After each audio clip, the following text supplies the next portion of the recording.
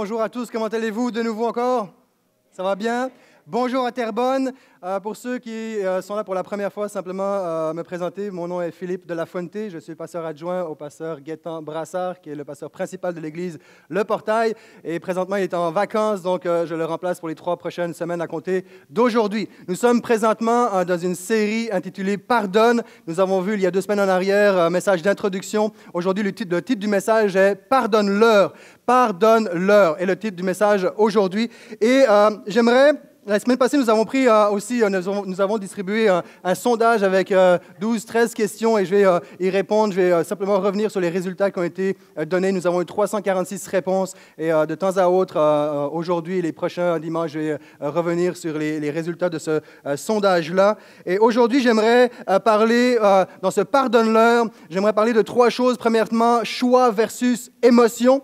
Ensuite, j'aimerais parler de l'ignorance versus l'innocence. Et de l'impasse, troisièmement, et versus l'impact du pardon dans nos vies. Qu'est-ce que le pardon? Le pardon, c'est le fait de refuser de punir ou de tenir en compte la faute de quelqu'un. Donc, c'est le fait de renoncer à punir la faute de quelqu'un. C'est vaincre aussi les ressentiments que nous pouvons avoir à l'égard de la personne qui nous a offensés. Et aujourd'hui, on peut simplement voir le texte de la matinée, de cette matinée-là. Donc, Luc, chapitre 23, le verset 34, Jésus pria, « Père, pardonne-leur, car ils ne savent pas ce qu'ils font. » Les soldats se partagèrent ses vêtements en les tirant au sort. Au risque d'en décevoir la majorité, peut-être la totalité, car je sais que nous sommes beaucoup plus préoccupés par nos propres offenses que n'importe quoi d'autre, j'aimerais attirer notre attention dans ce message-ci sur les offenses que Jésus a subies. Vous savez, le monde séculier, et je veux dire par là, ce n'est pas uniquement des chrétiens qui sont capables de pardonner. Il y a des témoignages extraordinaires, vraiment magnifiques, d'hommes et de femmes qui ont fait preuve de pardon, qui ont relâché, qui ont vu les bénéfices du pardon dans leur vie sans pour autant professer leur foi en Jésus-Christ. Peut-être, je ne sais pas encore, mais peut-être qu'on va faire allusion à certaines de ces personnes-là à titre d'exemple. Mais j'aimerais ce matin, en fait, j'aimerais à travers cette série principalement aborder le pardon en fonction de son auteur, c'est-à-dire Jésus. On pourrait aborder cette série en fonction d'une veine séculière, de tout ce qui se fait. Et oui, ça se fait. Vous savez, la société en général va adopter des principes bibliques. Je pense au principe de générosité, je pense au principe de pardonner, et vont en vivre les bénéfices sans pour autant connaître Jésus. Mais je crois que nous avons besoin de réaliser qui est Jésus d'une façon toute particulière. Vous savez, il y a une histoire dans Luc chapitre 7, une histoire de cette femme qui arrive dans la présence de Jésus avec d'autres personnes et des pharisiens qui sont là, des hommes religieux. Elle va arriver, elle va se jeter aux pieds de Jésus et elle va commencer à laver ses pieds, les s'essuyer avec ses cheveux et à briser un vase de parfum pour vraiment oindre et laver ses pieds, etc. Elle va vraiment faire quelque chose d'extravagant. Et le pharisien va se dire en lui-même, si Jésus était prophète, il saurait qui est cette femme et ce qu'elle est, une pécheresse. Et Jésus va lancer cette histoire que je paraphraserai pour nous aujourd'hui. Il dit, écoute, si un créancier a 2 personnes qui ont une dette envers leur créancier, il y en a une qui a une dette de $5 et l'autre de $50, et que le créancier décide d'absoudre, d'effacer ces dettes-là à ces 2 personnes-là, laquelle des 2 va vraiment aimer et être reconnaissant d'une façon majeure auprès de son créancier? La réponse est logique, c'est celui à qui a été effacée la plus grosse dette, $50. Et c'est dans ce contexte-là, Luc chapitre 7, verset 47, qui va dire à propos de cette femme, « Mais celui à qui l'on pardonne peu, aime peu. » Mais celui à qui l'on pardonne peu, aime peu. Ce que j'aimerais aujourd'hui, c'est que nous puissions redécouvrir le don de Jésus. J'aimerais que nous puissions redécouvrir le don que Jésus nous a fait.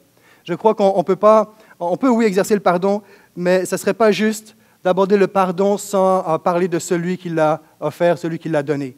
Et mon désir aujourd'hui, c'est que nous puissions avoir une passion, un amour extravagant comme cette femme a eu, qu'on puisse réaliser qu'on ne nous a pas pardonné beaucoup ou immensément. Ce dont la quantité de péchés, d'erreurs, de fautes, de manquements, de faiblesses qui nous a été pardonnés est infiniment, infiniment, infiniment au-delà de ce que nous pouvons penser, de ce que Dieu a accompli pour nous. Son œuvre de grâce et de miséricorde pour nous est énorme. Et ma prière, c'est que notre amour pour Jésus soit énorme, que cela puisse se raviver dans nos vies. Et c'est à la mesure où nous avons reçu cet amour de Dieu que nous allons être en mesure de pouvoir relâcher des gens autour de nous et bénir comme Jésus a béni.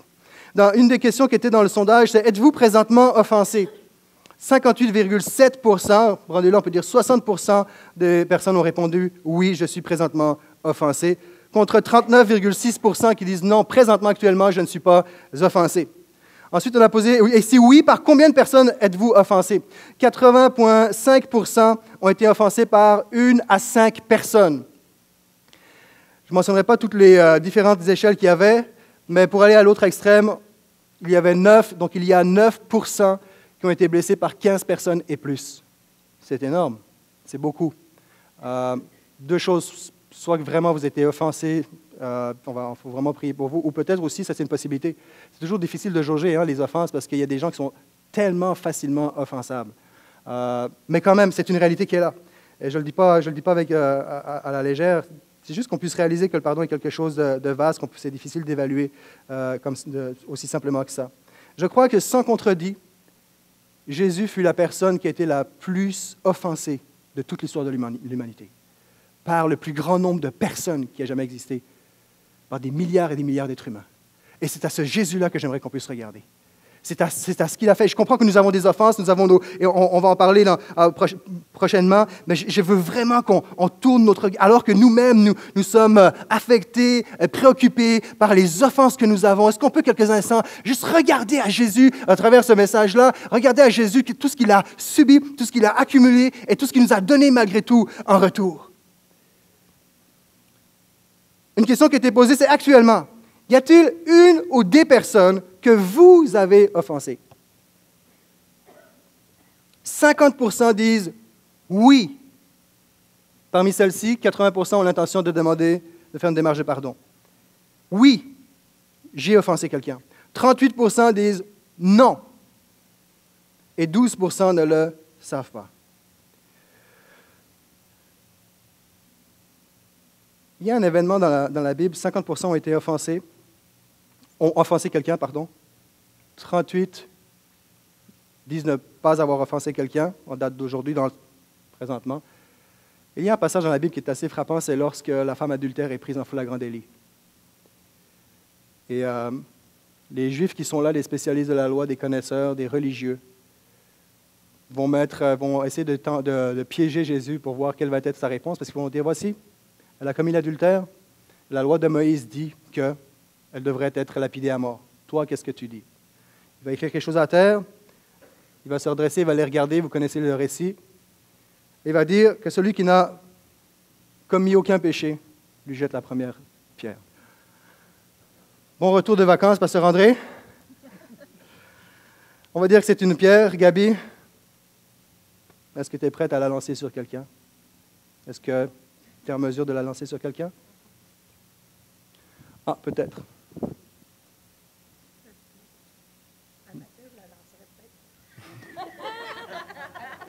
C'est audacieux, courageux, honnête, j'apprécie. Est-ce qu'il y a quelqu'un qui serait en mesure de prendre cette pierre et la lancer sur quelqu'un? Voulant dire par là, moi je suis sans reproche, sans péché, je n'ai offensé personne, je n'ai rien à me reprocher. Je sors du contexte du sondage, mais je veux déclarer que dans ce lieu, à la question, je reviens maintenant dans le cœur de Jésus, à la question, avez-vous offensé une ou des personnes? 100% des personnes qui écoutent ce message, soit par Internet ou ici dans ce lieu, vont offenser en tout cas une personne, Jésus. À partir du moment où nous ne sommes pas en mesure de lancer cette pierre sur qui que ce soit, cela fait de nous des offenseurs de Dieu, des pécheurs, des hommes qui ne sont pas approuvés par Dieu, des hommes qui sont refusés de son royaume, de son pardon. Pas de son pardon, mais ça fait de nous des êtres qui n'ont pas accès à Dieu. Nous sommes tous des offenseurs. Nous sommes tous des offenseurs. Père, pardonne-leur. Père, pardonne-leur. Réalisons que nous sommes tous, sans la grâce de Jésus, sans l'intervention de Jésus, sans cette première parole sur les 7 paroles à la croix qui dit « pardonne-leur », nous sommes faits. Et nous avons besoin de réaliser, j'aimerais qu'on puisse réaliser la puissance de Jésus parce qu'à la croix, lors de la crucifixion, c'était un moment où l'horreur de l'humanité, la méchanceté, la cruauté de l'humanité a été mise en plein jour de façon tellement visible. Et en même temps, à la crucifixion, au même moment où on voyait toute l'horreur de l'homme qui est capable de condamner un innocent, on voit même simultanément, on voit un amour immensément incomparable, indéfinissable, qu'on ne peut pas décrire, qui est l'amour de Jésus qui dit « pardonne-leur, pardonne-leur ». On voit l'amour de Dieu à la croix. On voit l'amour du Père qui donne son Fils en guise de salut. On voit l'amour du Fils qui s'abandonne et pardonne volontairement, délibérément ceux et celles qui ont commis une offense, qui ont péché envers lui. D'où vient notre difficulté à pardonner? Il y aurait certainement plusieurs raisons. Rancune, orgueil, ben non, voyons donc, tu penses que je vais revenir ou je vais aller m'humilier puis demander pardon. Douleur, fierté. Lorsque Jésus était à la croix, il avait toutes les raisons du monde pour ne pas prononcer ces paroles-là. Lorsque Jésus était à la croix, il n'a pas été dicté par ses émotions, c'était un choix. Jésus a fait le choix délibéré, volontaire de pardonner. Pardonne-leur est un choix et non le fruit ou le résultat d'une émotion. Et c'est tellement... et c'est valable pour nous aussi. Lorsqu'on pardonne à quelqu'un, c'est pas aujourd'hui ça file bien, fait que je te pardonne. Même on le sait, on connaît très bien le principe, où même après avoir pardonné, on est appelé à marcher dans le pardon. Même après avoir pardonné, il y a des choses qui sont guéries, qui prennent place, mais il y a des fois des éléments déclencheurs dans notre vie qui réveillent. OK, il faut que je marche dans le pardon. Le pardon est un processus, mais il faut que je marche dans le pardon. C'est un choix. Lorsque Jésus était crucifié à la croix, ce ne sont pas ses émotions qui l'ont cloué, il n'a pas été attaché, ce ne sont pas ses émotions qui l'ont gardé à la croix, c'est sa décision, sa détermination, sa volonté, son choix, sa compassion incomparable de dire « Je choisis de rester cloué sur cette croix par décision afin de pardonner quiconque placera sa foi en moi. » Il avait toutes sortes d'émotions qui ont dû traverser sa vie. Son cœur à ce moment-là. Contrairement à ses bourreaux. On peut se poser la question, et on se l'est posée, pour quelle raison est-ce que je n'arrive pas à pardonner? Il y a une guerre des émotions qui sont là, qui prend le dessus. Mais à l'inverse, on peut se poser la question, pour quelle raison est-ce que je commets une offense? Et je ne parle pas ici d'une offense inconsciente, involontaire. Je n'ai jamais imaginé. Non, je parle de quelque chose de conscient. Contrairement à Jésus, ses bourreaux ont commis une offense, ils l'ont cloué, et ils ont été complètement dictés par leurs émotions.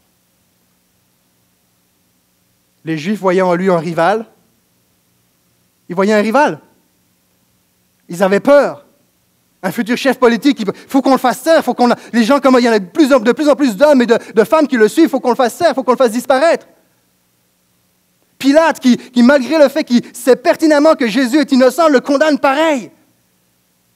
Dicté par ses émotions, par la soif de plaire à un groupe de personnes, ne pas perdre sa réputation ou la perception de son entourage et ses autorités romaines. Comment est-ce que... Non, il ne faudrait surtout pas qu'il soit dit que César soit du côté de Jésus. Ah non, donc je choisis de condamner un innocent. Dicté par ses émotions, intimidé par la popularité qui l'entoure, il choisit de condamner un innocent. La peur, l'insécurité. Jésus avait toutes ces choses-là qui auraient pu l'empêcher de nous pardonner. Il va dire, mon Dieu, pourquoi m'as-tu abandonné? Il aurait pu avoir peur. Il dit, j'ai peur. Au moment où il a le plus mal, au moment où c'est le plus difficile, rationnellement parlant et physiquement de dire, je pardonne, c'est là qu'il dit, pardonne-leur. Au moment le plus intense, il dit, je pardonne-leur. Lui qui aurait pu réellement démontrer une colère et face à tous ceux et celles qui lui font subir ce qu'il a subi, il dit, pardonne-leur. parfois je pourrais presque entendre cette pensée chez certaines personnes dire, oui, mais là tu nous parles de Jésus, mais Jésus c'est normal, moi c'est différent, Jésus c'était le Fils de Dieu, oui, mais Jésus c'était un homme comme tout le monde, il était pleinement homme, il avait des émotions, Jésus a subi le rejet, Jésus a connu la trahison, Jésus a subi l'ingratitude alors qu'il a béni des gens autour de lui, Jésus a subi l'injustice, des mensonges, et son sacrifice est le fruit d'un complot, son procès, était le fruit d'un complot monté contre lui. Et certaines personnes vont même dire, ouais, c'est ça l'Église, puis de toute façon, ouais, mais toi, tu sais pas ce que l'Église va faire. OK, stop, regarde, qui c'est qui a cloué Jésus? C'est des religieux. Il y avait déjà un abus religieux, un abus spirituel qui était là. Et Jésus, si tu as été abusé par l'Église, si tu as été abusé par des curés, des pasteurs, Jésus comprend cela parce que lui-même l'a vécu. Il n'y a rien que tu aies vécu, que nous ayons vécu sur cette terre. Il n'y a aucune offense sur cette terre que Jésus n'ait pas connue. Il a la force de faire face. C'est Gandhi qui a dit « Le faible ne peut pardonner. Pardonner appartient au fort. » Et dans ce domaine, définitivement, Jésus. Jesus is the king. C'est lui le plus fort dans le domaine. C'est lui le plus fort. Et je crois, c'est peut-être pas la seule raison, je pense que l'une des raisons pour laquelle pardonner appartient au fort, c'est parce que justement, il faut être en mesure de combattre toutes ces émotions-là, la guerre des émotions. Être capable de ne pas se laisser, le fait d'être en mesure de ne pas se laisser dominer, de se laisser influencer et capturer par les émotions qui sont en nous. Jésus était au-dessus de la masse, au-dessus de la mêlée et dit, moi, peu importe ce que je vis, peu importe ce que j'ai subi, je choisis de pardonner. Je choisis de pardonner.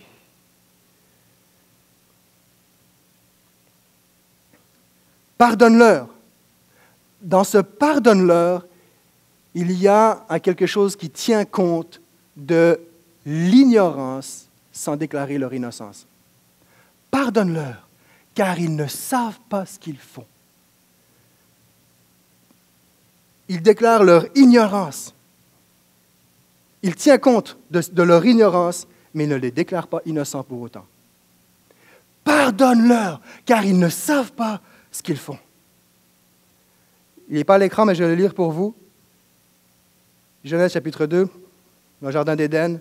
« Mais tu ne mangeras pas de l'arbre de la connaissance du bien et du mal, car le jour où tu en mangeras, tu mourras. » Alors le serpent dit à la femme, « Vous ne mourrez point, mais Dieu sait que le jour où vous en mangerez, vos yeux s'ouvriront, et que vous serez comme des dieux, connaissant le bien et le mal. » La femme vit que l'arbre était bon à manger et agréable à la vue, et qu'il était précieux pour ouvrir leur intelligence. Cette soif de connaître comme Dieu connaît, cette soif d'être comme Dieu anime l'être humain depuis le début. Il dit, non, vous n'allez pas mourir, vous allez juste... On pense, et depuis tout le temps, on a l'impression de savoir beaucoup de choses, puis en fait, plus on avance à la fois, plus on s'aperçoit qu'on n'en sait tellement pas. Pardonne-leur car ils ne savent pas ce qu'ils font. Ils pensaient savoir faire quelque chose de bien. Ils pensaient que ce qu'ils faisaient était bien. Je reviens à Pilate, je vais revenir sur cet aspect-là, qui choisit un groupe de personnes au détriment des autres par lâcheté, où on peut voir des choses comme ça qui arrivent dans les familles, dans les belles familles, dans les relations proches, où on sait pertinemment qu'on accepte des choses dans nos foyers, mais par intimidation, parce qu'on ne veut pas déplaire un groupe de personnes de notre parenté ou de notre entourage, on choisit d'être injuste avec une autre partie. Pourquoi est-ce que nous offensons? Je reviens ici. Ils ne savent pas ce qu'ils font. Si on se met dans la peau des Juifs à l'époque, qu'on soit l'avocat du diable, eux, ils étaient convaincus de faire la bonne affaire. Les Juifs étaient sûrs de faire la bonne affaire.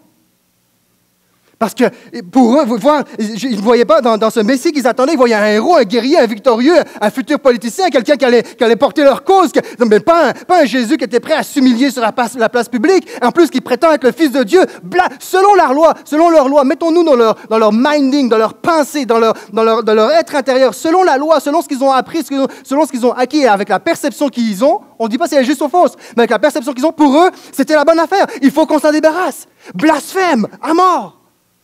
Plusieurs personnes pensaient faire la bonne affaire. Les accusateurs de l'adultère, la femme adultère qui arrive, Qu'est-ce que la loi de Moïse dit? Qu'est-ce que toi tu fais? Il pensait faire la bonne affaire. Il faut la lapider. C'est la loi qui dit ça. C'est la bonne affaire à faire. Il pense savoir ce qui est bon. Jésus va les confronter. Le pharisien, pareil. S'il était prophète, il saurait qui elle est, ce qu'elle est, une pécheresse. Jésus va le confronter. Parfois, il y a des choses qu'on fait dans la vie et on pense faire la bonne affaire. Pas plus tard que cette semaine, la semaine qui vient de passer, en fait, on avait une rencontre, retour sur le voyage à Haïti, etc., planification pour l'avenir et différentes questions qui avaient été imposées pour s'apercevoir que j'avais offensé quelqu'un dans une partie dans le groupe, une partie de quasiment plus de la moitié du groupe. Voici, je me suis ressenti comme ceci, comme cela, comme ceci. Offense inconsciente, mais je pensais avoir fait la bonne affaire. J'étais en mode projet, je n'étais pas du tout en mode relation, j'étais en mode projet et j'ai tassé offense, blessure. Des fois, on fait des choses dans nos vies et on pense faire la bonne. Pardonne-leur, car ils ne savent pas ce qu'ils font. Est-ce que vous connaissez ce chant? Ce n'est pas un cantique, on ira tous au paradis. On va le mettre, c'est juste un extrait, 1 minute environ. Juste l'écouter, juste pour se remettre en mémoire pour ceux qui le connaissent.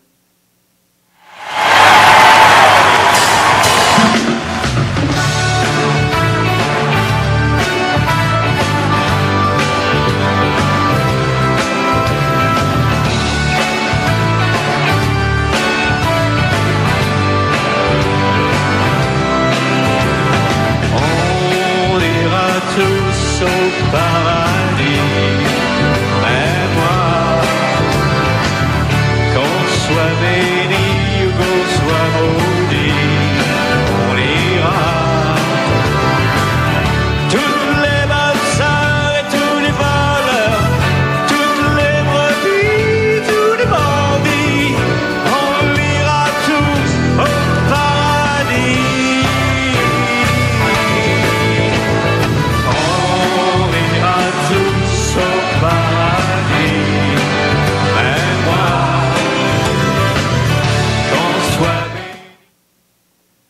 Ils ne savent pas ce qu'ils font. Pardonne-leur. À la fin du message, je vais citer les paroles de ce chant-là. C'est terrible, c'est terrifiant. Ils ne savent pas ce qu'ils font. On ira tous au paradis. Non! Il y a tellement de choses qu'on fait, on pense, mais ils ne savent pas ce qu'ils font. Et Jésus savait qu'ils ne savaient pas ce qu'ils faisaient. Alors que j'avais 7-8 ans, entre 8 et 9 ans plutôt, moi j'ai manqué une année primaire complète dans ma scolarité. Je l'ai faite avec ma mère tant bien que mal. Et j'étais en Afrique, dans une classe, et j'étais le seul blanc. J'étais le petit blanc, là. Et là, on était assis, il y avait 4-5 personnes sur un banc qui en supporte que 2, donc on se plaçait comme on voulait, comme on pouvait plutôt. Et là, c'est pas rare que ça arrivait, c'est régulier, c'est pas rare que ça arrivait où je rentrais à la maison avec le dos lacéré en sang, parce que le prof s'en allait et disait, OK, si j'en retrouve un qui niaise, qui fait n'importe quoi, c'est la correction. En Afrique, on m'a dit à la sortie, en passant, Pasteur Philippe, c'est fini, c'est plus comme ça en Afrique. Mais c'est la correction physique. La correction physique était acceptée à cette époque-là, là où est-ce que j'étais. Et lorsque le prof arrivait, évidemment, chahut, à 7-8 ans, il ne faut pas trop en demander quand même. Fait qu'on allait dans la cour, on allait se cueillir un fouet nous-mêmes, donc une branche d'arbre qui s'appelle le nimier. Et tu enlevais les feuilles, puis là, tu arrivais, tu donnais ta branche. Ça arrivait régulièrement, j'arrivais avec le dos, avec des marques de sang lacérées. Mais une fois c'est arrivé, c'était vraiment plus élevé, plus violent qu'à l'habitude. Et même concept. Puis avec le temps, moi j'ai compris, j'ai dit, bon, regarde, tant qu'à subir, autant que ça vaille la peine. Hein. Fait que, le même scénario, le professeur s'en va, il allait boire sa bière, je ne sais pas trop, puis il revenait quand il voulait, quelques minutes après. Et là, on était 4, tout le monde était resté dans la classe, mais là, on était 4 élèves à sortir de la classe et aller dans les autres classes, puis niaiser. Puis là, on s'est fait pogner. Le prof est arrivé, puis là, il dit, OK, Philippe, toi, venez ici, viens en avant les 4. Et là, vous savez, ces fameuses réglettes, ils existent en bois, mais moi, je vous parle de celle qui est métallique. Tu sais, la carrée, là. Et là, il a dit, OK, correction, puisque vous êtes sortis, vous êtes 4, c'est 4 coups sur la fesse. Et là, évidemment, c'est l'heure du midi. Tout le monde, tous mes amis sont là. Hé, le petit blanc va se faire frapper, là. Viens. Viens voir le petit blanc. Philippe, où va se faire frapper, viens. Là, j'étais l'attraction. Bam, 4 fois. Là, je suis retourné à ma place, j'ai boité, je ne pouvais plus marcher. Il a fallu que j'entre chez moi, peut-être 10 minutes de marche environ, et j'ai dû mettre ma main sur l'épaule d'un ami, et il m'a ramené à la maison dans cet état-là. Je n'ai aucune idée de comment est-ce que j'étais, dans quel état est-ce que j'étais. Les 3 autres, rien. En fait, ce qu'il faut savoir, c'est que la peau des Noirs est plus forte, plus solide que la peau des Blancs. Non, mais c'est véridique. C'est véridique, je vous le dis, c'est vrai. Là. Même quand je me faisais fouetter dans le dos, j'avais des marques de sang, eux, ils n'avaient rien. Là. Puis quand je suis arrivé, on a regardé ce qu'il y avait et je suis resté alité pendant plusieurs semaines. Il y avait du pus, c'était énorme, grosse plaie. Ils ne savaient pas ce qu'ils faisaient. Pour eux, c'était dans la culture, c'était accepté, ça faisait partie d'eux, mais ils n'ont pas réalisé. Quand ils ont vu après quelques jours que je ne suis pas arrivé, ils sont venus voir mes parents. Et en Afrique, si ça n'a pas changé la culture, c'est que quand tu offres un cadeau à quelqu'un, toute la famille te remercie pour le cadeau que tu as offert à un membre de la famille. Et quand tu fais une erreur, toute la famille vient demander pardon. Et là, tout d'un coup, ils se sont aperçus que je ne venais pas. Et là, tout le corps professoral est arrivé pour prendre de mes nouvelles. Et c'est là qu'ils ont su ce qui s'est passé. Et là, j'ai décidé de ne pas y aller. Je n'ai jamais tenu rancœur. En passant, je veux préciser ceci. C'est que, de un, à travers cet événement-là, il y a des choses qu'on fait, on ne sait pas ce qu'on fait. Ils ne savent pas ce qu'ils font. Et de deux, à travers cet événement-là, vous savez, il y a des personnes parmi vous où il y en a, vous avez un tempérament, naturellement, vous êtes enclin à pardonner facilement, à oublier facilement. Il y en a d'autres, naturellement, vous êtes enclin à tenir rancune. Et moi, je n'ai pas de mérite, c'est comme ça, je suis fait de même. En fait, j'ai tendance à tout oublier, fait que j'ai la qualité de mon défaut. J'ai la qualité de mon défaut. Donc, j'ai jamais gardé un mauvais souvenir. Au contraire, je suis fier d'avoir été en Afrique. Là, je le dis toujours, je suis sorti de l'Afrique, mais l'Afrique n'est jamais sortie de moi. Mais c'est pour dire qu'il y a des événements dans la vie où on fait des choses et ils ne savent pas ce qu'ils font. Et Jésus a vu ça, il ne savait pas ce qu'il faisait. Parfois, nous agissons, et quand il dit ça, d'une certaine façon, il est en train de dire, ils ne savent pas à qui ils le font. Ils ne savent même pas qu'ils sont en train de contribuer à mon plan où leur méchanceté va être révélée et mon amour va venir couvrir. Ils ne savent pas, ils sont dans une ignorance complète et totale. Ils ne réalisent pas. Et parfois, on peut faire du mal à des gens et on ne sait pas ce que l'on fait, ou même on est animé par toutes sortes d'émotions, d'insécurité, de peur, de jalousie, de soif de pouvoir, et on ne réalise pas. Et Jésus n'a pas eu ce comportement-là à la croix lorsqu'il dit « j'ai soif » et qu'on lui donne un petit peu de vinaigre. Peut-être certainement dans son cœur, il aurait pu, moi à sa place, j'aurais eu soif de vengeance, j'aurais eu soif de justice, j'aurais eu soif de leur démontrer qui je suis. Mais Jésus dit « pardonne-leur, car ils ne savent pas ce qu'ils font. » Il tient en compte leur ignorance. Et j'aimerais dire ceci par contre, mais ils ne les déclarent pas innocents. Ils ne savent pas ce qu'ils font, mais ils savent qu'ils le font, par exemple. Ils ne savent pas ce qu'ils font, mais ils savent qu'ils le font. Et c'est déjà assez. Il y a une ignorance qui est là. Et parfois, comme dans le 12%, où je ne sais pas si actuellement j'ai offensé quelqu'un, nous ne savons pas. On a besoin que le Seigneur nous montre, nous révèle sur nos cœurs. Et si vous avez été offensé, parenthèse, dites-le donc. Comment est-ce que j'aurais pu savoir, ou comment est-ce que je pourrais savoir que j'ai offensé quelqu'un si cette personne-là ne vient pas me le dire? Et dans le cas où je l'ai fait consciemment, je vais simplement être confronté aux faits et puis il va falloir que je m'explique. Mais au moins, il y a une chance de pouvoir rétablir la situation. Il tient compte de leur ignorance, mais ne les tient pas innocents. On ira tous au paradis. No way. On n'ira pas tous au paradis. Le don de Dieu est gratuit, mais pas sans condition. Le don de Dieu est gratuit, mais pas sans condition. Actes chapitre 3, où on voit encore l'ignorance. Oui, vous avez renié celui qui est saint et juste. À sa place, vous avez demandé comme faveur la libération d'un assassin. Ainsi, vous avez fait mourir l'auteur de la vie. Oups, mais Dieu l'a ressuscité des morts. Il est de retour. Nous en sommes témoins. Verset 17, « À présent, mes frères, je sais bien que vous avez agi sans savoir ce que vous faisiez, aussi bien vous que vos chefs. » La version Louis II dira, « Et maintenant, frères, je sais que vous avez agi par ignorance, ainsi que vos chefs. » Actes chapitre 17, verset 30. « Dieu, sans tenir compte des temps d'ignorance, annonce maintenant à tous les hommes, en tout lieu, qu'ils aillent à se repentir. Le salut de Christ est gratuit, mais non sans condition.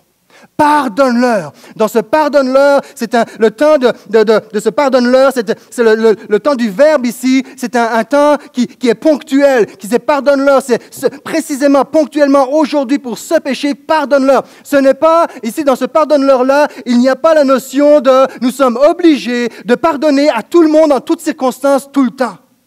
C'est pardonne-leur d'une certaine façon, c'est comme si Dieu est en train de dire, il aurait pu dire, hey, arrêtez, regardez qui je suis. Non, il dit pardonne-leur. Son témoignage, il voulait qu'il descende, il voulait qu'il prouve qu'il est Dieu, mais le fait de rester à la croix, plus tard, aurait eu beaucoup plus d'impact que s'il était descendu. Et son pardonne-leur, il est en train de dire, il pardonne-leur ce qu'ils font quand ils ne savent pas ce qu'ils font pour l'heure ponctuelle, mais Jésus est en train de regarder beaucoup plus loin, est en train de regarder à sa résurrection, est en train de regarder après sa mort, parce qu'il sait que s'il agit maintenant, tous ceux et celles après sa résurrection ne pourront plus bénéficier de son salut parce qu'il aura réglé la question avant le temps. Il voyait avant, il dit, je vais ressusciter. Pour l'instant, pardonne-leur. Il relâche, il confie la cause à Dieu, il dit, pardonne-leur. Il remet toutes choses entre les mains de Dieu. Il ressuscite d'entre les morts. Et grâce à sa résurrection et son sacrifice, il peut dire maintenant, tous ceux qui croient en moi, le salut n'est pas sans condition, tous ceux qui se repentent ont la vie éternelle. Et de la même façon, nous avons besoin aussi, parfois dans nos vies, de se transporter après notre résurrection, après à ce jour où nous allons vivre pour l'éternité aux côtés de Jésus, parce que toute injustice ne sera pas réglée ici-bas. Ça, il faut qu'on l'accepte, ça fait partie d'eux. L'ultime justice, l'ultime rétablissement, l'ultime restauration, ça va être lorsqu'on va être dans le ciel et Jésus tient les comptes et à un moment donné, tout le monde va devoir rendre des comptes à Dieu. Et parfois, il y a des moments, il faut juste, comme de la même façon que Jésus dit, je regarde au-delà de ma mort parce que je veux les pardonner, je regarde au-delà de ma mort parce que je sais qu'un jour, justice va être faite parmi les hommes. Donc, ce n'est pas une obligation à pardonner systématiquement, il y a une condition. C'est Saint Augustin, même dans ses sermons, qui disait « Il n'incitait pas l'offensé à se rendre vers l'offenseur et lui pardonner si ce dernier refusait de se repentir. » Et peut-être la semaine prochaine, je vais en parler un petit peu plus. Il y a une condition. Il y a une offense qui a été faite, il y a une dette. Lorsque nous offensons quelqu'un, le pardon dans la Bible, c'est des termes juridiques quasiment, c'est que nous avons une dette envers la personne que nous avons offensée. Mais je dis, ouais, mais tu es chrétien, il faut que tu pardonnes. OK. Il y a trois sortes d'offenseurs, vite. Il y a l'offenseur qui est conscient d'avoir commis une faute et il se repent. Donc, il est conscient et il se repent. Il y a l'offenseur qui n'est pas conscient du mal qu'il a commis, comme je l'ai mentionné tantôt avec le groupe d'Haïti, et ça peut nous arriver dans plein de situations. Puis, il y a l'offenseur qui refuse de reconnaître. Mais il y a l'offenseur qui est conscient qu'il a commis quelque chose. Luc chapitre 17 dira ceci, « Si ton frère s'est rendu coupable d'une faute, reprends-le, et s'il la reconnaît, pardonne-lui. » Oh! Reprends-le, et s'il reconnaît sa faute, pardonne-lui. Voulant dire par là que s'il ne la reconnaît pas, il va même dire dans un autre contexte, traite-le comme un étranger, comme un collecteur d'impôts, comme quelqu'un qui doit de l'argent. Comme un étranger, comme un non-croyant. On le voit, Matthieu 18, si ton frère ne s'est rendu coupable, va le trouver et convainc-le de sa faute. Et là, il y a tout ce que je vous mentionnais tantôt. Va le retrouver et convainc-le de sa faute. Si je t'ai offensé, viens donc me voir. Parle, parce que sinon je ne pourrais pas le savoir. Et tu ne seras jamais guéri, tu vas grandir avec cette faute-là. Et il y a ceux qui refusent de reconnaître. Je rends grâce à Dieu de cette parole qu'il a déclarée. Pardonne-leur. Même si c'était une parole qui était ponctuelle, qui est maintenant valable, qui est valable pour tout. Et Dieu nous a donné un don qui s'appelle la foi. La Bible dit que Dieu est l'auteur de la foi. Et par la foi, je peux activer la puissance du pardon qui a eu lieu 2000 et quelques années en arrière. Par la foi, je peux activer la puissance du pardon. Je ne peux pas acheter le pardon. C'est gratuit. Mes œuvres et mérites, je ne peux pas acheter, mais il n'est pas sans condition. Et par la foi, je peux reconnaître, Seigneur, je demande pardon pour mes péchés. péché. Je reconnais que c'est toi, c'est moi qui aurais dû être sur cette croix-là. Et je me repens. Et la Bible dit, et s'il se repent, et on voit le message de Jean-Baptiste, il est venu et dit, et je prêche la bonne nouvelle afin qu'ils se repentent et qu'ils aient la vie éternelle. Je suis mort afin que quiconque croit en moi ne périsse point. Quiconque croit en moi, il y a une condition. Et même avec nos relations, dans certains cas, on va voir d'autres aspects, l'autre volet de ça, mais il y a aussi cette réalité où il y a une offense qui a été faite, mais si vous êtes un offenseur, tu as besoin de reconnaître ta faute parce que tu es en dette. Il y a une dette. Et je rends grâce à Dieu de ce que Jésus a dit, pardonne-leur. En fait, c'est la parole. Imaginez s'il n'avait pas prononcé cette parole. Imaginez s'il serait mort sur la croix, puis attends bien que je m'en vienne. Puis, il ne descend pas, mais il garde rancœur, puis quand il revient à la résurrection, c'est... Oh! Mais quand il a dit, pardonne-leur, cette parole-là, à ce moment-là, je crois, c'est une prière. C'est la prière qui a ouvert le ciel. C'est la prière qui a ouvert le ciel. Et dans ce pardonne-leur-là, il est en train de nous dire que nous sommes dans une impasse si nous ne recevons pas son don. Si nous n'acceptons pas son pardon. Si nous n'acceptons pas son sacrifice, nous sommes dans une impasse. Nous n'avons aucune solution, aucun moyen de nous échapper. On ne peut pas donner ce que l'on n'a pas reçu. Et ceux qui ont reçu le pardon de Christ, il y a un impact extraordinaire. Tous les hommes de la Bible qui ont eu un impact dans leur vie, c'est des hommes qui ont connu l'amour de Dieu, l'amour de Jésus si on est dans le Nouveau Testament. Et ultimement, c'est pour ça que je disais, ma prière, c'est que nous puissions redécouvrir le don, ranimer l'amour que Jésus a pour nous, afin que notre amour pour lui soit aussi fervent. Parce qu'ultimement, c'est quoi le pardon? C'est de l'amour. Aimez-vous les uns les autres. On a besoin d'être remplis de cet amour-là afin de pouvoir donner ce qu'on a reçu. Vous savez, si on pouvait mettre sur les deux écrans les blessures qu'il y a dans ton cœur, Monique, dans ton cœur, dans mon cœur. Je ne parle pas des péchés cachés. Hein. Souvent, c'est « si on voyait tous vos péchés cachés. » Non, si on pouvait voir les blessures, qu'il y a dans ce lieu, les déchirures, les cicatrices, ici sur l'écran,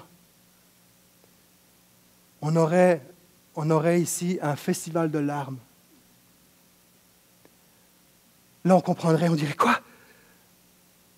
Ça fait X années que je te croise, X mois que je te croise au portail, parce que ce n'est pas parce qu'on est assis à côté de l'un qu'on se connaît, ça c'est une autre histoire, c'est un autre sujet.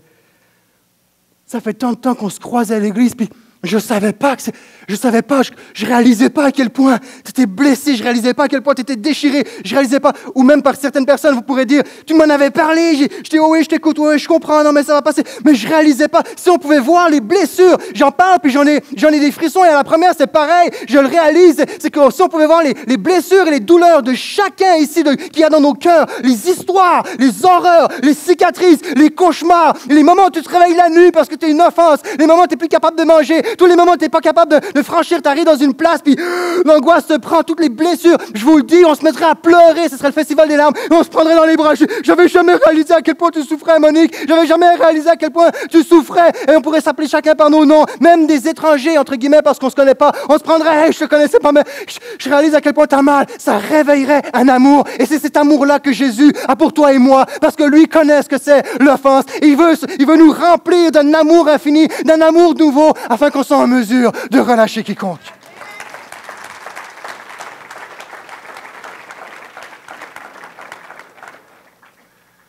Et c'est dans cette mesure-là qu'on va pouvoir relâcher des personnes autour de nous qui nous demandent pardon ou non. On va regarder plus en détail techniquement, entre guillemets, mais mon point ici, c'est que plus tu es proche de l'amour de Dieu et plus tu as envie de pardonner.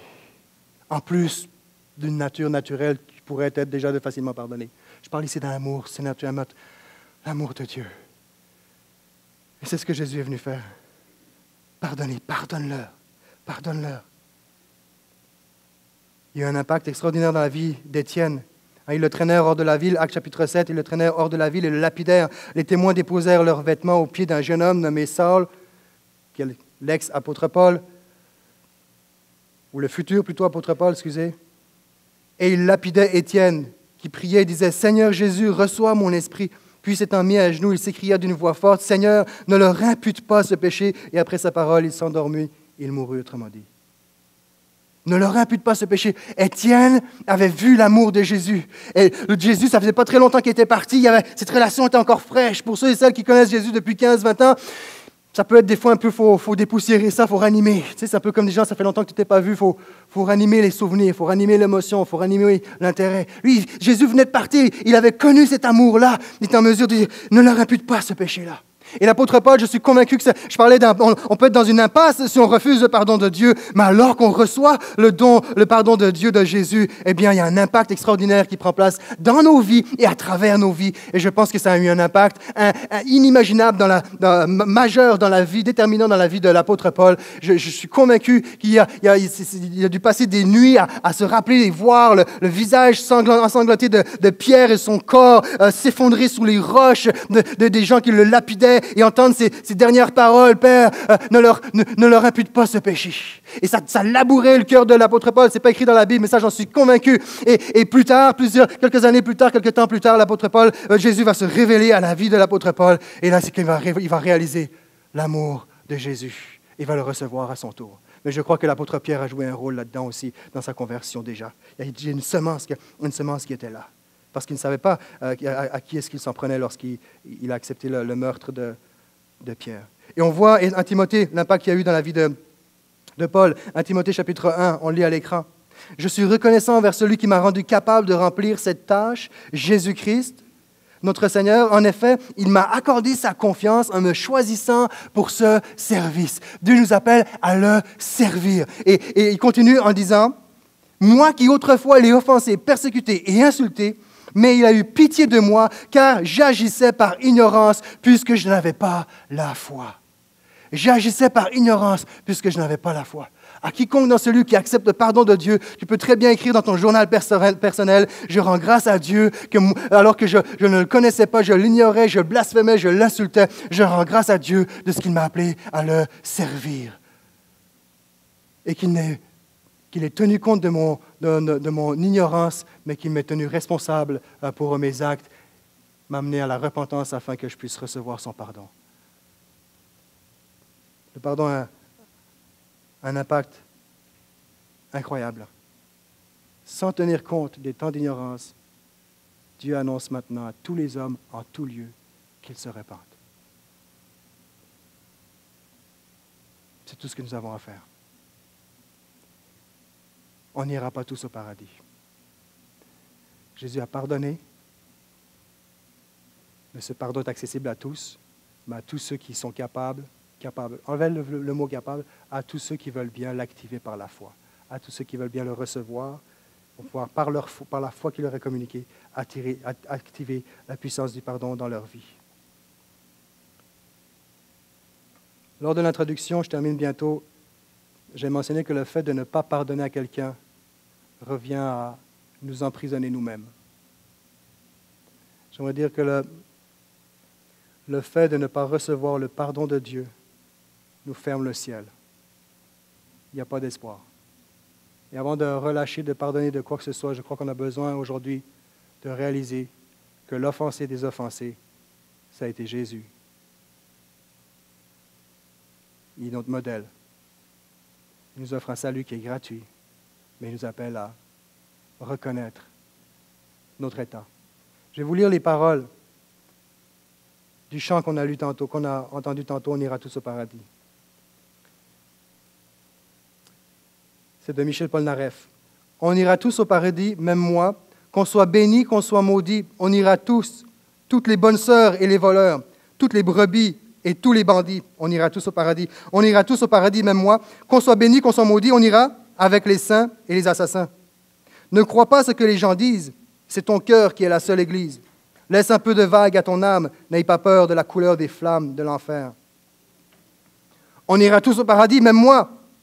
Qu'on croit en Dieu, qu'on n'y croit pas, on ira. Qu'on ait fait du bien ou bien le mal, on sera tous invités au bal. On ira tous au paradis. On ira tous au paradis, même moi. Qu'on croit en Dieu ou qu'on n'y croit pas, on ira tous au paradis. Avec les chrétiens, avec les païens, et même les chiens, et même les requins, on ira tous au paradis. Et il termine,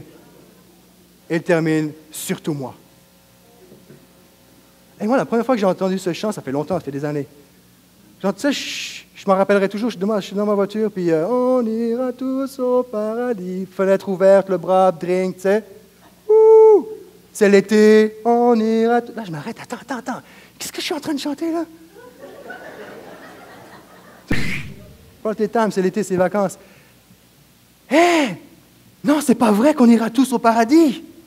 Tout le monde peut aller au paradis, mais ce n'est pas tous forcément qui vont y aller. Nous avons une responsabilité. Dieu dit, vous êtes dans l'ignorance, pardonne-leur car ils ne savent pas ce qu'ils font, mais ils nous appellent à la repentance. Et de la même façon pour dire, vous serez tous pardonnés. Pas sûr. Ah, moi je peux te blesser, je peux te cracher dessus, je peux faire plein d'affaires. De toute façon, tu es chrétien, tu vas me pardonner. Ah ouais. Il a dit un coup, 2 coups, il n'a pas dit le 3e. Non.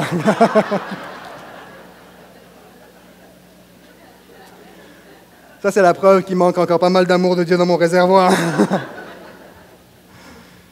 Est-ce qu'on peut se lever, s'il vous plaît? J'aimerais qu'on puisse terminer par une prière et j'aimerais offrir le moyen à quiconque dans ce lieu a désire s'approcher de Dieu. Et quelqu'un a dit, le pardon n'est pas un dû, c'est un don. Le pardon n'est pas un dû, c'est un don. Et je sais que pour plusieurs personnes, lorsque vous avez entendu le fait que, selon certains passages bibliques, il est possible de ne pas pardonner systématiquement, même si on est chrétien, ça fait comme « Oh, yes, je peux continuer à entraîner ma rancune. » Non, c'est pas ça. C'est pas ça l'idée. On va voir la semaine prochaine. Il y a un équilibre à avoir là-dedans. Mais je sais qu'il y a un poids qui est tombé. Mais le pardon n'est pas un dû. C'est un don. Un don qui se reçoit par la foi. Grâce à la grâce de Dieu. À cause de la grâce de Jésus. Et alors que les yeux sont fermés, je vous invite simplement à fermer vos yeux. Ce matin, j'aimerais juste, alors qu'on parle de l'offense, alors qu'on parle du pardon, j'aimerais juste qu'on puisse réaliser que si tu es là dans ce lieu, tu ne connais pas Jésus personnellement, Jésus n'est pas obligé de te pardonner. Mais ce qu'il a fait peut te pardonner. Il te l'offre. Tu peux être pardonné à condition que tu crois en lui, contrairement à ce que le chant dit. Tu peux croire en lui. Et par cette foi, par cette croyance en lui, tu peux activer la puissance de son pardon pour ta vie. Et si c'est ton cas, je te demande simplement de lever ta main et réalisant que en tant qu'offenseur, la sainteté, la perfection de Dieu, tu as besoin de son pardon et tu lèves ta main et tu dis, Seigneur, j'ai juste besoin de toi. Pardonne-moi. Jusque-là, je ne réalisais pas, je ne savais pas ce que je faisais. Et aujourd'hui, j'entends ce que tu fais et l'amour que tu as accompli sur cette croix pour moi et tu as manifesté. Pardonne-moi. Est-ce qu'il y a des personnes qui veulent lever leurs mains ce matin et dire, Seigneur, j'ai besoin de toi. Pardonne-moi. Ouais, je vois une main qui se lève.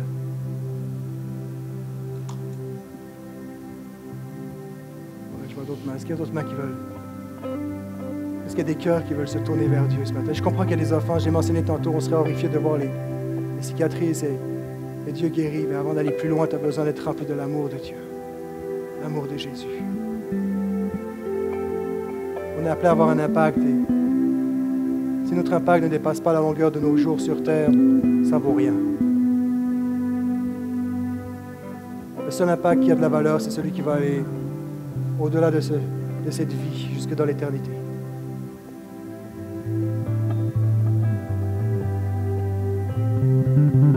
Et alors que des gens dans le séculier mettent en pratique ce principe, la vraie question n'est pas est-ce que tu es capable de pardonner, la question aujourd'hui est est-ce que tu es pardonné de Dieu?